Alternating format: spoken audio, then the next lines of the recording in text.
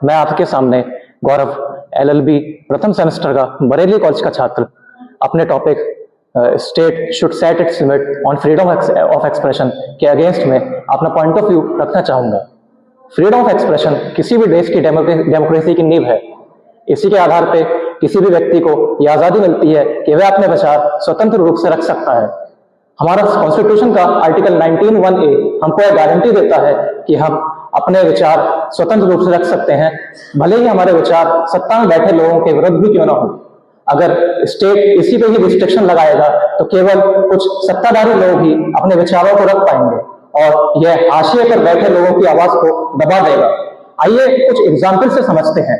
सबसे पहला एग्जाम्पल मैं आपको देना चाहूंगा मुकेश चंद्राकर का। मुकेश चंद्राकर के बारे में आप सबने शायद सुना होगा।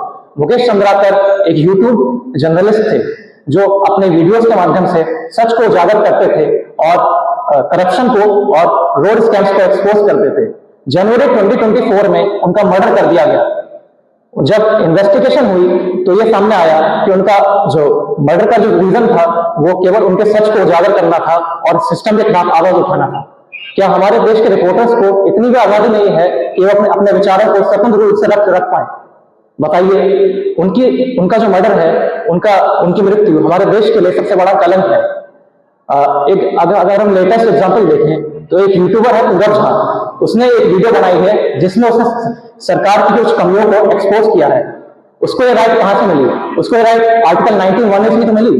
अगर स्टेट इसी को रिस्ट्रिक्ट करेगा तो पूरब झा और अन्य जो लोग जो सरकार के खिलाफ आवाज उठाते हैं उनको यह अधिकार भी मिलेगा कि वो अपने विचार स्वतंत्र रूप से रख पाए।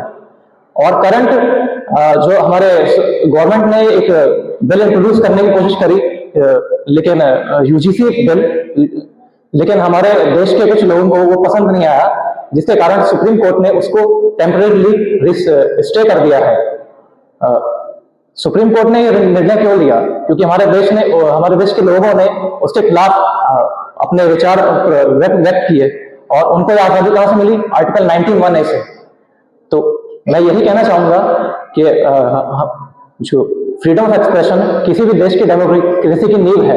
अगर हमारा गवर्नमेंट इसी को ही रिस्ट्रिक्ट करेगी तो हमारे देश की आत्मा पे बहुत बड़ा प्रभाव पड़ेगा और हमारे देश की डेवलपमेंट और ग्रोथ पे भी बहुत नेगेटिव इम्पैक्ट पड़ेगा। Thank you. जय हिंद, जय भारत, जय संविधान।